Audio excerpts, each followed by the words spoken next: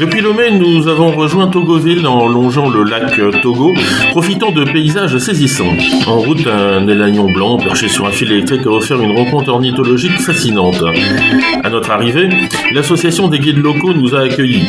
Accompagnés d'un guide passionné, nous avons découvert l'histoire du traité de 1884 entre le roi Mlapa III et l'allemand Gustave Nachtigal, marquant le début du protectorat allemand.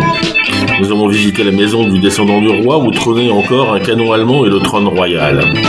Togoville, imprégnée de culture vaudou, abrite des fétiches sacrés et une pierre censée arrêter la pluie.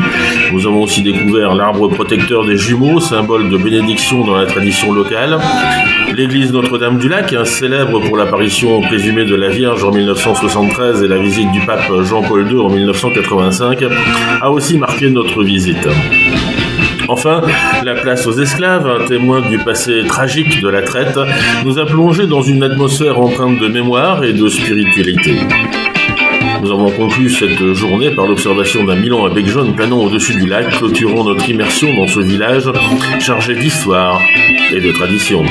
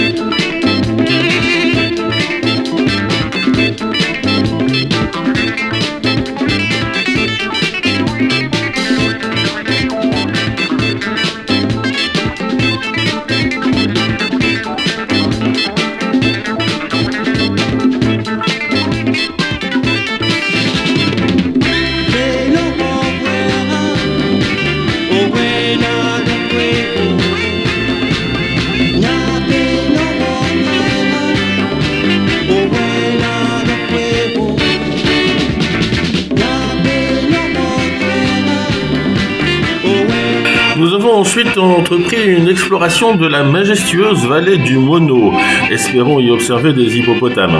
En suivant le fleuve, nous avons traversé des paysages somptueux mêlant mangroves, collines verdoyantes et villages pittoresques où la vie s'organise autour de la pêche, de l'agriculture et de l'artisanat. Cependant, à notre grande déception, les pêcheurs locaux nous ont appris que les hippopotames avaient disparu, victimes d'abattages successifs en raison des conflits avec les habitants. Cette disparition soudaine nous a choqués, mettant en évidence un manque de sensibilisation à l'importance écologique de ces animaux et à la nécessité d'une gestion durable de la faune locale. Nous avons ensuite poursuivi notre voyage jusqu'à Vaughan, célèbre pour son marché animé. En arrivant, nous avons été immergés dans une explosion de couleurs, de senteurs et de saveurs locales, fruits tropicaux, légumes, épices et artisanat traditionnel. Ce fut une belle immersion dans la culture et la gastronomie togolaise, concluant ainsi notre périple sur une note vibrante et authentique.